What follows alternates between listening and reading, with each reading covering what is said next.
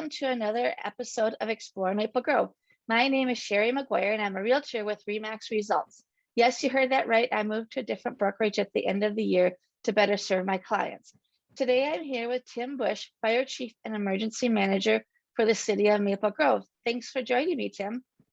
Hey, I'm glad to share my time. Yeah, well, awesome. So, as little boys and girls, they dream of being firefighters when they grow up. So tell us how you got into the business. Well, I got into the job a little bit later than most. I went into the Air Force after high school. The Air Force actually sent me to college to learn to be a weather forecaster. I spent just short of 9 years in the Air Force and 4 years of college. So by the time I got to Minnesota in 1991, I was a little older than your average starting time in the fire service. So I actually started my fire service career in 1992 with the city of Eagan as a paid-on-call firefighter. And I was with Eagan for 25 years. And for the last, almost half of the last part of being with Eagan, I actually worked for Maple Grove. I came to the city of Maple Grove as an assistant chief in 2008. And in 2017, when Scott Anderson retired, I was fortunate enough to be offered the position of fire chief in his absence, his follow-on. Yeah. Well, that's awesome. So you mentioned to me before we started too that Maple Grove is primarily volunteer firefighters, if not all, correct? Tell us about that. So Maple Grove uses a combination staffing model.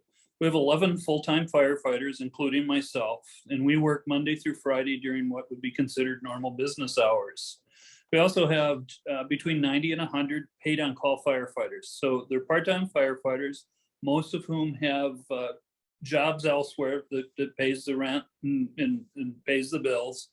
And then they choose to be firefighters in their off time. So for our model, in the evening, we have really good staffing with part-time firefighters. During the day, the full-time staff help augment the part-time firefighters because many of them are off at their primary employment during the day. Yeah. And I imagine that they can't get away, most of them, if something happens. You guys really need to take care of whatever's going on. Well, back in the old days, and even before I got into the business, it wasn't unusual for somebody that worked at the hardware store or was self-employed. They could drop everything and go respond to a fire call. In today's world, that is not the normal case. Although with COVID, more people are working from home and have a little greater flexibility. But typically, we're using people during their off time from work. Okay. Well, and that works out because they love doing that. Then it's a very important job when your neighbor's house is, on fire. That's not good. Or other things that happen where the fire department comes into hand. Right. So I refer to our firefighters as citizen firefighters. So firefighting tends to be a calling as opposed to just a job. Yeah. But it's an important calling and an important job. And so our firefighters, the majority of them live and work they live in Maple Grove. They work fairly close to Maple Grove. They may commute during the day outside of the city. But by and large, most of our firefighters live in Maple Grove because they have to be within a 5-minute drive of one of our fire stations in order to be on the department. Okay, and then tell us about the strategic placement of the different fire department stations too. So the Maple Grove Fire Department has been in existence since 1975. The city of Maple Grove is a fairly young city in the grand scheme of things.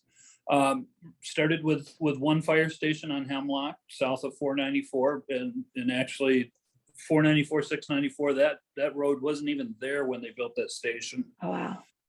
In 1985, when they were getting ready to build what we sometimes refer to as our central fire station, the one that's on Maple Knoll Way, just off of Weaver Lake, they made plans for coverage of the city to have 5 fire stations that would be placed strategically across the city to provide coverage of every area within the city. And subsequently, the city did build 5 fire stations. And so today in Maple Grove, we have 5 fire stations, and they're laid out kind of like the 5 on a dice. Okay, very smart. I think that's awesome because Maple Grove is what, like 28 miles around or something like that. I don't know. Very large. Anyway, if you know, that's fine. By the way, that's okay. So Maple Grove is about 28 square miles because we have the city of Osseo is in what would have normally been the corner of the township. And then we have a little bit that extends into Corcoran. But for the most part, it's what would have been the old Maple Grove Township. Yeah, so I guess I remembered that, right? The 28 square miles. So that's cool. So what's something interesting about you that maybe people don't know and you're willing to share? Something interesting about me. Well, I mentioned that I spent time in the military. The Air Force sent me to college not to be a weather forecaster, but to be a navigator. So I spent time in the Air Force as a navigator, which would be one thing that would be unusual. And another thing is because I have that background in weather forecasting, I actually worked 4 years as a aviation weather forecaster before I got into public safety. Oh, really? So when we have storms coming through, I actually spend a certain amount of time on the internet, accessing some of the forecast models from the National Weather Service. And of course, I have the commercial TV broadcasters, the ones that I like and the ones that I don't like as much. And, we're all a little bit competitive, but yeah, I spent time forecasting the weather. Oh, a great job. You can be wrong all the time and still get paid. Well, that's what I think. And I'm like, that would be a terrible job for me. I would like to be right at least a little bit of the time. So, well, but it's great. You get those little nuggets where you get a forecast right, and you just really nail it. And it's, you got to take the little victories when you can. That's right. That's right. No, that's cool. My husband's a big weather guy. So I understand that desire to know what's going on around us, which is great because I can say, hey, what's it like today? If I need a jacket or not, because he knows. So what is it that you love about Maple Grove or love to do in Maple Grove? Well, Maple Grove has so many activities, and we take a lot of it for granted. We have great park system. Yes. We have great restaurants. We have all sorts of shopping. And when you live in or close to Maple Grove, you kind of get used to that there's almost too many choices of food. And then you can go to other cities in the Twin Cities Metro and go, wow, this is like a food desert, compared to Maple Grove, because we just have so much food. It's almost humorous that until recently, the west side of town over by the hospital didn't have a lot of food options. No. But now there've been a few more that have come in there, and it's expanded out a little bit. And it's just the difference between the restaurants that you can find. We're pretty spoiled that way because then you can just go try out all kinds of different family-owned local businesses and the big chains that are still a lot of times family-owned locally, which is pretty cool. And I know we noticed that no dining in the West End up by the hospital for quite a while. So it was nice to get some of that up there for sure. Because it's another indication of how spoiled we get. Oh, I don't know, I want to drive all the way across town to go eat.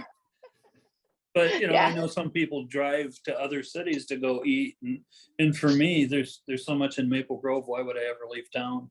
Yeah, exactly. Well, good. Well, it was great talking with you here today. Any last thoughts you want to leave with us?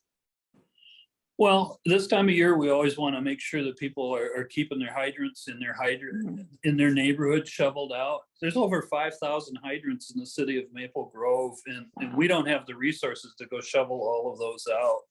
And I know that winter isn't going to last forever, but we certainly encourage everyone to be fire safe.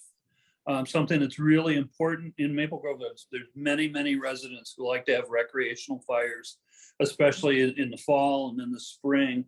We require recreational fire permits because it gives the rules and the guidelines on how to do that and how to do it safely.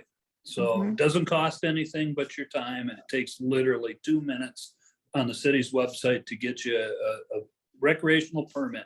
And you got to have one every year. They expire on New Year's Eve. They expire, and you have to renew each year.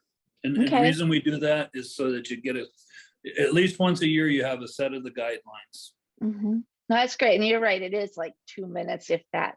It's super simple, because I do get one every year when I found out that was the rule. So it's good to share that with other people. Well, thank you again for joining me, Tim, today. And thanks for watching. Once again, I am Shari McGuire, a realtor with RE/MAX Results. And feel free to request to be interviewed and reach out to me for any real estate questions on buying, selling, or investing in real estate. Thank you.